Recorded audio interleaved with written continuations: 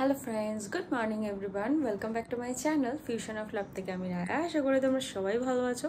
তোমাদের ভালোবাসা, আশীর্বাদ আর ভগবানের আশীর্বাদ মাথায় নিয়ে আমি তো বিন্দাস আছি। এখন প্রায় অলমোস্ট 8টা মতন বাজে। আমাদের 9টা 15-তে অ্যাপয়েন্টমেন্ট ছিল ডাক্তার দেখাতে যাওয়ার। আজকে দিশাতে আমরা নামও লিখিয়েছিলাম দুজনে যাব বলে, কিন্তু দুঃখের বিষয় যে একটা আর্জেন্সি পড়ে যায়, তো সেই জন্য আমাদের সেখানে ছুটতে হচ্ছে। এখন কি বিষয় না বিষয় আমি জানি না। সকালবেলা আমাদের এক দাদা ফোন করেছিলেন, রুডিকে ফোন করে বললেন যে ইমিডিয়েট একটু আসতে হবে। তো আমরা এই এখন বেরোচ্ছি, মেবি শিয়ালদা সাইড বা দমদমের একদম নিয়ারেস্ট স্টেশনের সাইড এরকম কোথাও যেতে হবে। আমি ঠিক প্রপারলি শুনতে পাইনি, তো এখন বেরোচ্ছি, যার জন্য আর কি চোখ দেখাতে যাওয়া সেটা আর হলো না। তো জয়ন্ত দাদার চেনাশোনা আছে বা ওদের চোখের খুব প্রবলেম, রোহিত পূজাদির খুব প্রবলেম আছে চোখে ওদের জেনেটিক্যালি। তো রুডি বলল যে যখন আমরা দেখাবই তো ওদের ডক্টরটাকেই আমরা দেখিয়ে নিতে পারি, কারণ বারবার এরকম অ্যাপয়েন্টমেন্ট নিয়ে ক্যান্সেল করাটা তো ঠিক না, আর সেটা আমাদের হয়েও যাচ্ছে। তাই জন্য সেটাকে ক্যান্সেল করে, সেটা যখন ক্যান্সেল হলো তখন আমরা ওই অ্যাপয়েন্টমেন্ট নেওয়ারই চেষ্টা করব, ওইভাবেই যাবো, এটাই ডিসাইড করেছি, বুঝেছো? তো এখন বেরোবো সকাল সকাল। আমি একবারে ব্যাগ ট্যাগ নিয়ে রেডি হয়ে বেরোচ্ছি, ওখান থেকেই বেরিয়ে চলে যাব। আর এই হচ্ছে আমাদের কালকে নিয়েছিলাম এই যে কেলগস মুসলি, বাবার জন্য নিয়েছিলাম। আর আমার এখানে টোনারটা শেষ হয়ে গেছিলো, তাই একটা ওই ডাবর গুলাবেরি রোজ ওয়াটার নিলাম। এটা না একটু ডিফারেন্ট দেখি মিস্ট টাইপসের, অয়েল মিস্ট টাইপের, দেখি ইউজ করে দেখি। রোজ ওয়াটারই মানে রোজ অয়েল, আবার টিট্রিও রয়েছে, টিট্রির অয়েল। এটা স্প্রে ইউজ করে দেখি কি হয়, যেহেতু আমার পিম্পলস রয়েছে। বাড়ি নিয়ে যাবো না, এখানেই থাকবে। আর এই পন্সের সুপার লাইট যে জেলটা সেটা নিয়েছে, যেটা হাইলুরনিক অ্যাসিড রয়েছে। তো এই কোনোটাই প্রমোশনাল ভিডিও নয়, আমরা কী কী কিনেছি সেটা তোমাদের সাথে শেয়ার করলাম, কারণ কালকে বাড়ি এসে শেয়ার করতে পারিনি। আর এই জিনিসগুলো এখানে আমার খুব নেসেসারি হয়ে উঠেছে। রুডিরও এই কদিনে ঘুরে ঘুরে স্কিনটা ড্রাই হয়ে গেছে, তো আমি রেখে গেলাম, এগুলো একটু ইউজ করবে আর ওটা আমি ঢোকাবো। আর আমাদের এই যে আমার সেই ব্যাগ ট্যাগ গোছানো কমপ্লিট হয়ে গেছে। আর দেখো আমাদের জামা প্যান্ট এত কাঁচা হয়েছে, মেলার জায়গা হয়নি দেখে এখানে রুডির যে শর্ট প্যান্টগুলো এর মধ্যে মেলে রেখেছে। ও একটা একটা করে এখানে নিয়ে ইউজ করবে। আর মোটামুটি যা জামা কাপড় ছিল আমি ক্লিন করে দিয়েই গেছি, অসুবিধা কিছুই নেই। কিন্তু শুধু এই জিনিসগুলো ক্লিন করে উঠতে পারিনি, কারণ এগুলো এর মধ্যে তো প্রচুর পরিমাণ বৃষ্টি হয়েছে, তোমরা জানোই। তো সেই জন্য এইগুলোকে না নর্মাল ওয়াশ করতে হবে শ্যাম্পু দিয়ে। তো আমি বললাম এই সময়টা থাক, পরের বার যখন আসবো তখন এটা একটু রোদ থাকলে শ্যাম্পু দিয়ে এটাকে ওয়াশ করে দেবো। আর সামনে তো রথ, এখন বৃষ্টির পরিমাণটা বেশি থাকবে। আর পূজাদি তো একদম ধরেইছে যে আমাকে আসতেই হবে রথে। এখানে পূজাদি আমার সাথে ঘুরতে বেরোবে, কারণ রথের সময় রুডিদের একটা ক্যাম্প চলে, তো ও কোনোদিনই রথে বা আমার সাথে ঘুরতে বেরোতে পারে না। তো পূজাদি বললো সেও একা হয়ে যাবে আর আমিও একা হয়ে যাব। তো পূজাদি এক থেকে ঠিক করেই রেখেছে, কালকেও ফোন করেছিল। আর আজকে চলে যাব বলে কালকে রাতে পূজাদির সাথে দেখাও করে এসেছি, প্রায় 12:30টার সময় বাড়ি এসেছি। আমি এখানে আমার ফোনে চার্জ ছিল না দেখে আমি ফোনটা রেখে গেছিলাম, তাই ওখানে এমনিও ভিডিও করার মতন কিছু ছিল না। তো রোহিত কালকে আমার জন্য পেস্ট্রি বের করে রেখেছিল, জানো ওই পুচকুটা যে রায়া আন্টি আসবে, দেখো খুব ভালোবাসে, কিন্তু সামনে এসে কথা বলতে লজ্জা পায়। তা আমি বললাম তুই যে আমাকে পেস্ট্রিটা দিলি, একবারও কিন্তু ও রাজদীপ কাকাকে বললো না। তাও আমি বললাম তুই যে পেস্ট্রিটা দিলি আমি যে বাড়ি গিয়ে খেতে পারবো না। বলছে এখনো একটু হাঁটাহাঁটি করে নাও, তাহলেই সেটা ডাইজেস্ট হয়ে যাবে, তারপরেই খেতে পারবে। আমি বললাম দেখ এতক্ষণ গল্প করেও তো হলো না। বলে এতক্ষণ গল্প করেও তোমার পেস্ট্রিটা হজম হলো না? আমি বললাম না। তো তারপরে গিয়ে যখন রাজদীপ কাকায়ের মা আমাকে বকা দেবে তখন কি করবো, তখন তোকে ফোনটা ধরিয়ে দেবো, তুই বলে দিস। বলছে ঠিক আছে আমি বলে দেবো, ভাবো। হচ্ছে আমাদের টিম লিডার। আর এই ওর ইউজেস এই প্যান্টটা আমি আর দিতে পারলাম না, এটা একটু হাতেই কাচতে হতো, কারণ এটা ওয়াশিং মেশিনে দিলে পরিষ্কার হবে না। ওই কোথায় গেছিলো দেখো, হোয়াইট প্যান্টটার মধ্যে কী সব দাগ ছুক লাগিয়ে নিয়ে এসেছে। আর এই মোটামুটি উলেনের কিছু জিনিসপত্রই রয়েছে, আর সমস্ত কিছুই ধোয়াধুয়ি কমপ্লিট হয়ে গেছে। ছাদে কিছু জিনিস মেলে দিয়েছিলাম, সেগুলো এখনো আনা হয়নি, আজকে ওয়াশিং মেশিনটা ঢুকিয়ে দিয়েছে রুডি। তো আবার এসে আবার আরেক চোট কাছাকাছি হবে ঠিকই, ততক্ষণে এই যে জায়গাটা দেখছো ফাঁকা করে গেলাম, এই জায়গাটা আর ফাঁকা থাকবে না। এই 2-3 দিনে এই জায়গাটাও আমার মহারাজ ভিড় করে দেবে একদম। তো চলো বেরোই, কারণ অনেক গল্প করলাম। ও ফ্রেশ হতে গেছে, ফ্রেশ হয়ে বেরোবে, আসবে, তারপরে আমরা বেরোবো, কারণ অলরেডি ওইদিকে আমাদের লেট। যেই কাজে সকালবেলা মা 7টার সময় ঘুম থেকে তুলে দিয়েছে, আমি মাকে বললাম হ্যাঁ উঠে গেছি, কিন্তু যার জন্য বেরোবো সেটা না বেরিয়ে সকাল সকাল বেরোতে তো হচ্ছে, কিন্তু সেটা অন্য কাজে। চল বেরোই ভাই, আবার রাস্তায় বেরিয়ে হয়তো কথা বলতে পারবো না, যখন পসিবল হবে তখন কথা বলবো তোমাদের সাথে। এই ট্রেনে উঠে গেছি, আসলে অনেক সকালে বেরোনো তো, প্রায় 11:30 মতন বাজে। ট্রেনে উঠেই তো জায়গা পাইনি, এখন বসে ঠিকঠাকভাবে তোমাদের সামনে আসলাম। গরম লাগছে ঠিকই, তবে এখন ভিড়টা তো একটু কম, আর অসহ্য গরমের ব্যাপারটা আজকে নেই। একদম জানলার সামনেও বসা, ভালো লাগছে হাওয়াটা।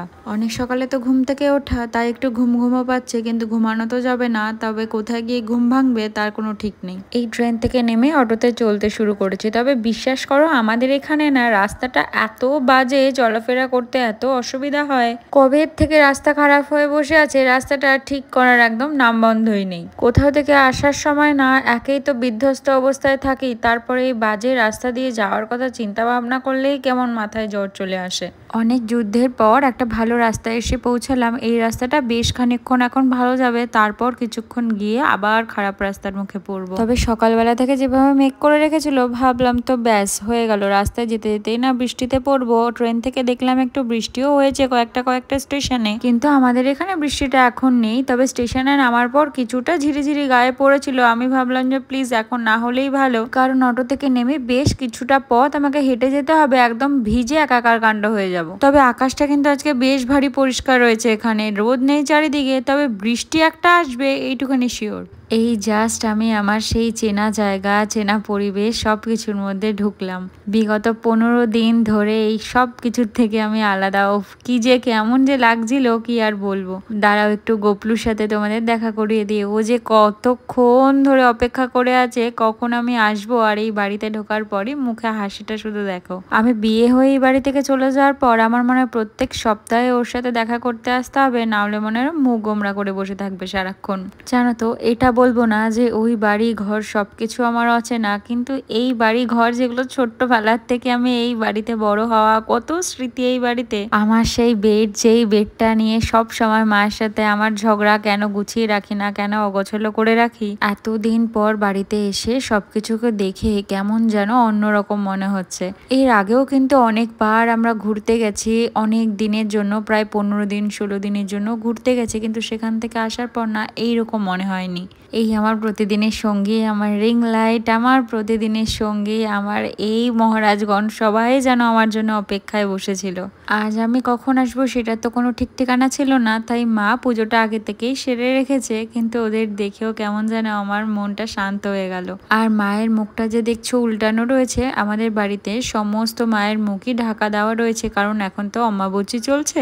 জানি না আজ প্রথমবার এই বাড়িতে আসার পর কেমন যেন আলাদা একটা ফিলিংস লাগছে। এক তো অসহ্য গরম লাগছে, কিন্তু ঘরে ঢোকার পর যেন একটা আলাদা তৃপ্তি কাজ করলো। বিশ্বাস করো, সকালবেলা তো স্নান করে বেরোয়নি, আর একদম গরম থেকে এসেছি, একটু ফ্যানের তলায় বসে তারপরে স্নান করতে যাব। এখন অলমোস্ট 3:30 মতন বাজে, অনেক আগেই খাওয়া দাওয়া কমপ্লিট হয়ে গেছে 3টের মধ্যে, আর এই খিদেটা চরম পেয়েছিল। খাওয়া দাওয়া কমপ্লিট করলাম, আর আমার রাউটারে না লাইন নেই অনেক দিন থেকে, মানে আমার নেটের লাইনটা, কানেকশনটা নেই। আমি অনেক দিন ছিলাম না, প্রায় 15 দিন মতন বাড়িতে ফিরে আসা। বাড়িটা মানে কেমন একটা অদ্ভুত লাগছে, মনে হচ্ছে যে মানে সেই কোথায় এসেছি, কেমন একটা অদ্ভুত ফিল হচ্ছে বাড়িতে আসার পর। যাই হোক, হচ্ছে কতদিন পর সব দেখছি, কতদিন পর কোনো কিছু। তো রাউটারটাকে কাকু নিয়ে গেল, বললো একটা নতুন কানেকশান দেওয়া হবে আজকে, তো সেটা জানাতে কাকুকে রাত্রেবেলা যে কেমন কি সার্ভিস দিচ্ছে। তো আমার আপলোডিং স্পিড ভালো থাকলে তো কোনো প্রবলেমই নেই। তো এই যে কাকু রাউটারটা খুলে নিয়ে চলে গেছে, আর ভাবছি এবার রাউটারটাকে যখন বাড়িতে এসছি রাউটারটার একটা সেট আপ করে দেবো। রাউটারটাকে তো বলেছিল এই ওয়ালের মধ্যে সেট করে দিতে। চলো তোমাদের একটু বাইরে থেকে ঘুরিয়ে নিয়ে আসি। আমাদের এই কিচেনে তো তোমাদের অনেক দিন নিয়ে আসেনি, কাল হয়তো দেখে নিয়ে আসতে পারি কিচেনে। চলো একটু বাইরে থেকে ঘুরিয়ে নিয়ে আসি। বাইরে ওয়েদারটা আজকে খুব বিচ্ছিরি মতো হয়ে গেছে, খুব বিচ্ছিরি মতো। বাড়ি এসে দেখি বাবা এত সবজি নিয়ে এসেছে, তখন আর ভিডিও করার মতন এনার্জিও ছিল না, তাই তোমাদেরকে দেখাতেও পারিনি। একটু এতদিন তো একরকম পরিবেশ দেখেছো, কনক্রিট পরিবেশ, আজকে একটু খোলা মেলা হাওয়ায় তোমাদের আবার ঘোরাতে নিয়ে আসলাম। আর ওই দম বন্ধ করা পরিবেশ লাগবে না, দম বন্ধ করে না, যেমন যেখানকার সিচুয়েশন তেমন তো থাকবেই। তো এই খোলা হাওয়ায়, মুক্ত হাওয়া, একটুখানি শ্বাস নিয়ে নাও তোমরা আবার।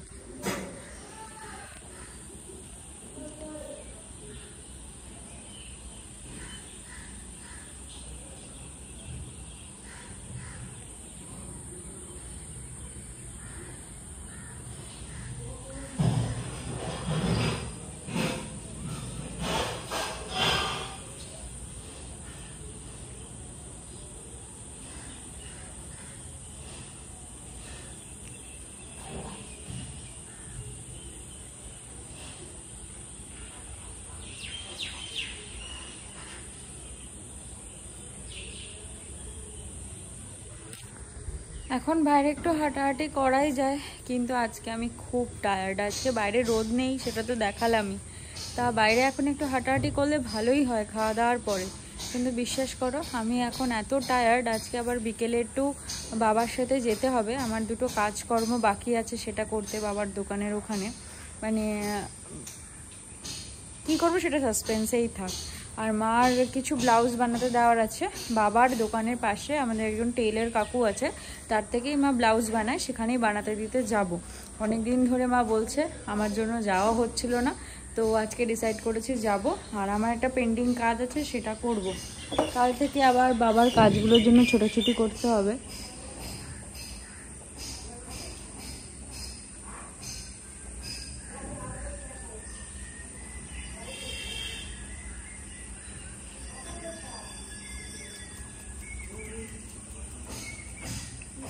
এই আমার বেডে শুলাম, মানে এসেছি যখন থেকে তখন থেকে আর বেডে এরকমভাবে শোয়া হয়নি। তার কারণ হচ্ছে পুরো একদম জামা কাপড় বাইরের থেকে এসেছি, তো ভাবলাম একবারে ফ্রেশ হয়ে ভাত টাত খেয়ে একবারে শোবো। বিশ্বাস করো বাইরে থেকে তো ঘুরিয়ে নিয়ে আসলাম তোমাদের। এই আমার কোলবালি, সেই আমার বালিশটা ছাড়া যেন আমি খুব ইনকমপ্লিট। আমার চাদর তো রুডিকে যখন আমি বলছি, এসে রুডি বলছে আজকে যে তোর কি কিছু অন্যরকম লাগছে। আমি বলছি অন্যরকম নয় ঠিক, কিন্তু এই যে একটা আলাদা শান্তি এইটা, সেটা হ্যাঁ ওটাও আমার এখন বাড়ি। কিন্তু আমি ওকে এটাই বললাম যে ওই বেডটা হচ্ছে তোর বেড, সেখানে শেয়ার করার ব্যাপার সেটা আলাদা ব্যাপার, কিন্তু এইটা হচ্ছে আমার বেড, আমার মানে আমারই বেড শুধু। তো এইটার একটা আলাদা ব্যাপার থাকবে। যতই আমি ওখানে থাকি, যতই আমি যাই করি না কেন, এই শান্তিটা একটা আলাদাই শান্তি। মানে মনে হচ্ছে পুরো শরীরটাই ছেড়ে দিল আমার বাড়িতে এসে বেডে শোয়ার পর। আর তোমাদের সাথে গল্প আড্ডা দিতে এখন সত্যিই পারছি না। তোমরাও একটু রেস্ট নিয়ে নাও, একটু ঘুমিয়ে নাও, আবার বিকেলে আড্ডায় সামিল হতে হবে, মানে সন্ধেবেলা। আর আমি একটু ঘুমিয়ে নিই, একটু আড্ডা দিয়ে নিই, খুব টায়ার্ড লাগছে বাড়ি আসার পর। সন্ধ্যাবেলা একবারে সবাই মিলে কফি হাতে আড্ডা দিতে আসবো। বাই। এখন প্রায় অলমোস্ট 8টা মতন বাজে। আজ আর সন্ধ্যেতে ঘুম থেকে উঠতে পারলাম না, তাই কাজ নিয়ে বসতে একটু দেরি হয়ে গেল। আমার সেই পুরনো নিজের বানানো টেবিল, আমার সেই ডায়েরি, আর আমার সেই চায়ের কাপ, সবকিছুই ওখানে ছিল। তারপরেও যেন আজ এগুলোকে হাতে পেয়ে মনে হচ্ছে কতদিন পর ওদেরকে আমি ধরলাম, কাছে পেলাম। প্রত্যেকটা মেয়েরই হয়তো এই শ্বশুর বাড়ি আর বাপের বাড়ি এই কনসেপ্টটা মানিয়ে নিতে অনেকটা বেশি সময় লেগে যায়। এখন রাত বাজে প্রায় 11:15। এখন ডিনারের তৈয়ারি চলছে আমাদের বাড়ি। চলো তোমাদের একটু কিচেনে নিয়ে যাই। আজ দুপুরে যা রান্না হয়েছিল সেটা মোটামুটি খাওয়া দুপুরেই হয়ে গেছে, তাই মা বলল বিকেলে তোকে একটু বেগুন ভাজা আলু ভাজা করে দিচ্ছি। আমি এই গোল গোল আলু ভাজা খেতে খুব ভালোবাসি, এমনি এমনিই খেয়ে নিই। আর বেগুন ভাজা আর আলু ভাজা হলে তো আমার ভাত খাওয়ার জন্য আর কিছু দরকারই পড়ে না। তবে এই আলু ভাজা বেগুন ভাজার কোনোটাই বাবার জন্য নয়, কারণ রাত্রেবেলা বাবাকে ফ্রাইজ কোনো আইটেম একদমই দেওয়া হয় না। আলাদা তরকারি যে তার জন্য করে রাখা আছে আগের থেকেই। দাঁড়াও তোমাদের একটা জিনিস দেখায়, আমার বাবার ফোন ঘাটার কায়দাটা শুধু দেখো, কেমন মনোযোগ সহকারে ফোন ঘাটছে বসে বসে। দেখো সারা খাটে এত জায়গা থাকতেই সোফাটাই তার পছন্দ হয়েছে। আমি লাইট জ্বালিয়ে ভিডিও করতে পারতাম, তবে এই মোমেন্টটা ক্যাপচার করে উঠতে পারতাম না। এখন প্রায় অলমোস্ট 11টা মতন বাজে, আর আমি এখন কি করতে বসেছি জানো? এই যে নেল শেভ করতে। এই যে নেলটা শেভ করলাম, অ্যাকচুয়ালি ওইখানেই ফাইল করতে পারতাম, কিন্তু ওখানে তো আমরা বিকেলে বেরিয়ে যেতাম, সময় পেতাম না, তাই বাড়ি এসে এই কাজগুলো এগোলাম। তো আর তোমরা তো জানোই আমার নেলসগুলো কত পাতলা, আর যদি নেল পেন্ট করে না রাখি জলে জলে একটা নেলসও থাকবে না। তো অতি কষ্টে আবার ভেঙে যাওয়া নেলসগুলোকে ঠিক করতে পেরেছি, তাই ভাবলাম আজকে নেল পেন্টটা করেই নিই। আর এইটা কিনেছিলাম না সুগার পপে, তোমাদের দেখিয়েছিলাম, এই কালারটা আজকে পরবো। আর এইটা যখনই পরি মা তখনই বলে তুই কি দেওয়ালে রং লাগিয়েছিস নিজের গায়ের নখের মধ্যে, কিন্তু আমার এইসব কালারগুলো পরতে ভালো লাগে। আর একটা ভালো জিনিস দেখায়, এই দেখো এই রিমুভারগুলো না আমি ট্রেন থেকে 30 টাকা দিয়ে কিনে নিয়ে এসেছি। এত ভালো রিমুভারগুলো, এই যে এরকম ওয়েট টিস্যু থাকে ভেতরে, অনেকগুলো থাকে, প্রায় 30 ওয়াইপস থাকে। এগুলো এত ভালো হয়, এটা মনে হয় যত সম্ভব ব্লুবেরি রয়েছে। আর বিশ্বাস করো গন্ধটা কি মারাত্মক ভালো গন্ধ। আগের বার যেটা কিনেছিলাম সেটার কোয়ালিটির থেকে এটার কোয়ালিটি ফার বেটার। আর রুডিদের বাড়িতে একটা আছে, সেটার কোয়ালিটির থেকেও এটার কোয়ালিটিটা ভালো। আর আমি এগুলোই এখন ইউজ করে এটা নেল রিমুভ করে ফেলে দেবো, তার জন্য আবার এত দামি নেল রিমুভার কেনার কোনো মানেই হয় না। আর নেল পলিশ তো কিছুদিন আগে রুডিদের বাড়িতে পরেইছিলাম, কিন্তু সেটা পেটে চলে গেছে কিছুটা, আর কিছুটা উঠে গেছে। তো সেই জন্য ভাবলাম নেল পেন্ট করিয়ে রাখি, নাহলে যে কটা আস্ত আছে নেল সেগুলো আর থাকবে না। তো অনেক কষ্টে শেপ টেপ করে এটা পরছি, এটা এখন পরবো, তারপরে খেয়ে দিয়ে এসে তারপর ওই হাতে পরবো। মনি ফোন করেছিলাম, ওইখানে থাকতে আমি ধরতে পারিনি। আমি কতবার ফোন করলাম, এটা তো নর্মাল, ও ফোন করলে আমাকে পাবে না, আমি ফোন করলে ওকে পাবো না। প্রায় বিগত 2 মাস ওর সাথে আমার 2 মাস হবে ওর সাথে আমার কথা হয় না। আর আমরা 2 বোন এমন ছন্নছাড়া হয়ে গেছি, মানে সাংসারিক লাইফ নিয়েও অত ছন্নছাড়া হয়ে গেছি, কথাবার্তা তো দূরের কথা।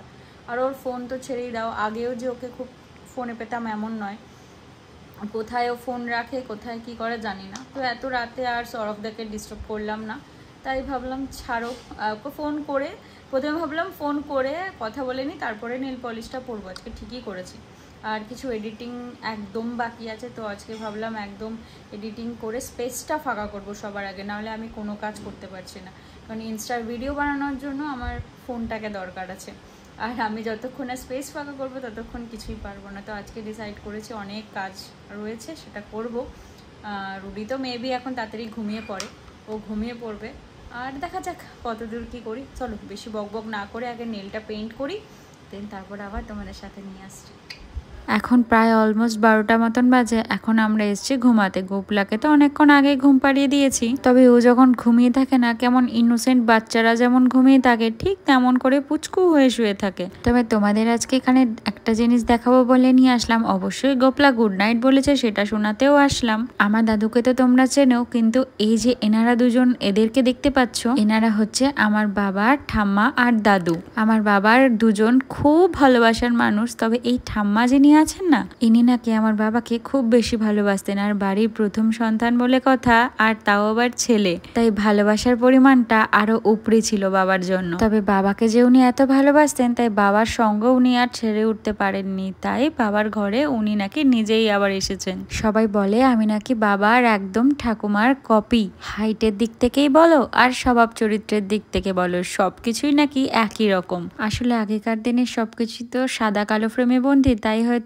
মুখের সাথে মিলটা খুঁজে পাওয়া খুব মুশকিল। তবে চলো আজকে এখান থেকেই ভিডিওটা শেষ করছি। কালকে আবার তোমাদের সাথে একটা নতুন ভিডিও নিয়ে আড্ডা দিতে আসবো। ততক্ষণ তোমরা ভালো থেকো, সুস্থ থেকো, সাবধানে থেকো। আর পুরো ভিডিও ভালো লাগলে একটা লাইক করে দিও, কমেন্ট করে জানিও কেমন লাগলো। আর সাপোর্ট করে সাবস্ক্রাইব করে পাশে থাকার কথা তো তোমাদেরকে আর বলার প্রয়োজনই নেই। তবে আজকের মতন আসি, বাই বাই।